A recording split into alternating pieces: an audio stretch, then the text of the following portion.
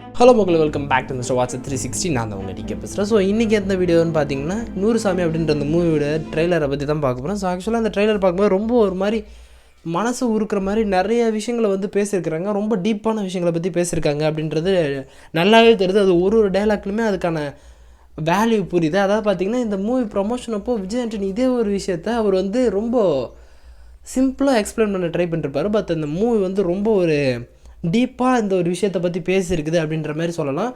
So அந்த main core அதே தான். ஸோ பிச்சைக்காரன் அப்படின்ற அந்த மூவியில் வந்து தாயை வந்து தெய்வமாக பார்த்தான். இந்த மூவியில் வந்து அவர் அம்மாவை மனுஷியாக பார்க்க நினைக்கிற ஒரு பையனுடைய ஸ்டோரியை தான் இவங்க எடுத்திருக்காங்க. ஸோ ரொம்பவுமே ஒரு மாதிரி டிஃப்ரெண்ட்டாக இருந்துச்சு. அண்ட் இந்த டயலாக் வந்து ரொம்ப டீப்பான விஷயங்களை வந்து இந்த மூவி ட்ரெய்லரில் வர எல்லா வேர்ட்ஸுமே டீப்பான வேர்ட்ஸை வந்து மென்ஷன் பண்ணியிருந்தாங்க. லைக் இப்போதைக்கு இருக்கிற அந்த பொண்ணுங்களுக்கு இருக்கிற அந்த ஒரு பிரச்சனை, அவங்கள எப்படி பார்க்குறாங்க, அவங்களுடைய வாழ்க்கை எப்படிலாம் மாறுது, ஸோ அவங்களுக்கு இருக்கிற எல்லா ஒரு விஷயத்தையுமே ரொம்ப கொஞ்சம் ஓப்பனப்பாக பண்ணியிருக்கிறாங்க அப்படின்ற மாதிரி எனக்கு தோணுச்சு. லைக் அந்த ஒரு பொண்ணுக்கு அம்மா ஆனதுக்கு அப்புறமா அவங்களுக்கு இருக்கிற எவ்வளோ பெரிய ப்ராப்ளம்ஸஸ் அண்ட் அவங்களுக்கு பின்னாடி இருக்கிற எல்லா பிரச்சனைஸுமே ஃபேஸ் பண்ணுறது எப்படி இருக்கும் அப்படின்றது ஒரு விஷயத்தையுமே காமிச்சிருப்பாங்க. அதாவது ஒரு விதவையானதுக்கு அப்புறமா அந்த பொண்ணு எந்தெந்த மாதிரியான விஷயங்கள்லாம் ஃபேஸ் பண்ணுறா, லைக் அந்த செக்ஷுவல் அப்யூசஸாக இருக்கட்டும் அண்ட் மக்கள் பார்க்குற விதமாக இருக்கட்டும், எல்லாமே டோட்டலாக டிஃபர் ஆகுது. அந்த மாதிரி டிஃபர் ஆகும்போது அவங்களுக்கு எப்படி ஹேண்டில் பண்ணுறதுன்னு தெரியாமல் இருக்கும்போது அவங்கள புரிஞ்சுக்கிறதுக்கான ஒரு பர்சன் யாரும் இல்லை. ஸோ அவங்களுக்கும் அந்த மாதிரியான ஒரு ஃபீலிங்ஸஸ், லைக் அவங்களுக்கு ஒரு கம்பேனியன் தேவை, அவங்கள புரிஞ்சுக்கிற ஒருத்தவங்க தேவை, அவங்களுக்கு ஹெல்ப் பண்ணணும். ஸோ அவங்களுக்கும் சந்தோஷம், ஹாப்பினஸ், சேடு எல்லாமே இருக்கும் அப்படின்ற ஒரு விஷயத்தையுமே அவங்க சொல்ல ட்ரை பண்ணியிருக்காங்க அப்படின்றதான் இந்த ஒரு மூவியில் இந்த ட்ரெய்லரில் சொல்லியிருக்கிறாங்க. ஸோ இதில் என்னென்னு பார்த்தீங்கன்னா, ரொம்ப ஒரு வேறு மாதிரியான, அதாவது லைக் இது வரைக்கும் அந்த ஒரு விஷயம்லாம் இல்லை அப்படின்ற மாதிரி நினச்சிட்ருக்கிற எல்லா விஷயத்தையுமே ஓப்பன் அப் பண்ணி ஆக்சுவலாக இந்த மாதிரியான ஒரு சில விஷயங்கள் இன்னும் நடந்துக்கிட்டு இருக்கு. ஸோ இன்னும் அந்த பெண்கள் வந்து அந்த அவங்களுடைய கணவன் இறந்ததுக்கப்புறமா அவங்க ஃபேஸ் பண்ணுற விஷயங்கள்லாம் ரொம்ப ஒரு மாதிரி கஷ்டமான ஒரு விஷயங்களாக தான் இருக்குது. ஸோ அந்த பேர்டனை எப்படி தாங்கிறதுன்னு தெரியாமல் ஒரு பொண்ணு தவிக்கிறா அப்படின்ற மாதிரியான விஷயங்களை வந்து இந்த மூவி பேசியிருக்குன்னு நினைக்கிறேன். ஸோ ஆக்சுவலாக இந்த மூவியில் வந்து ஒரு சில வேர்ட்ஸஸ் வந்து ரொம்பவுமே டிஃப்ரெண்ட்டாக இருந்துச்சு.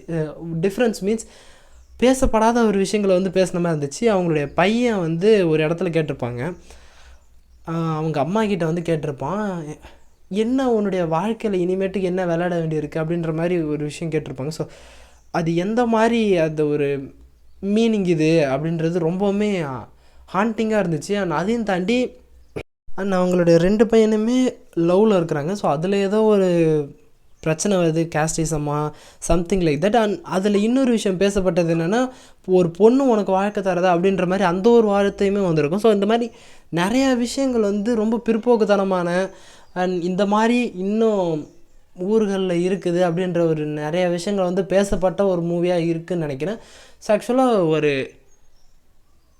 அட்லீஸ்ட் அந்த ஒரு மூவியை பார்க்கும்போது இப்படி இருக்குது அப்படின்ற ஒரு விஷயம் தெரிஞ்சு பீப்புள் வந்து அதை சேஞ்ச் பண்ணிப்பாங்க அப்படின்றதுக்காக இந்த ஒரு மூவின்னு நினைக்கிறேன். ஆனால் அதையும் தாண்டி அவங்க அம்மாவாக ஃபேஸ் பண்ணுற விஷயங்களை வந்து புரிஞ்சுக்க ட்ரை பண்ணுற ஒரு பசங்களாக இருக்க ட்ரை பண்ணலாம். ஸோ ஒரு மனுஷனாக அவங்கள ட்ரீட் பண்ணணும், அவங்களும் ஒரு மனுஷன்தான், அவங்களுக்கும் ஃபீலிங்ஸு, லவ் எல்லாமே இருக்கும். ஸோ அவங்களுமே ட்ரீட் ஆசன்னா ஈக்குவல் ஹியூமனாக ட்ரீட் பண்ணணும் அப்படின்ற ஒரு பாயிண்ட்டை வந்து ரொம்ப ஸ்ட்ராங்காக வைக்கும் அப்படின்னு இந்த மூவி நினைக்கிறேன். ஸோ ஆக்சுவலாக ப்ரொமோட் பண்ணது எல்லாமே இந்த ஒரு மெயின் லீடை வச்சு தான்.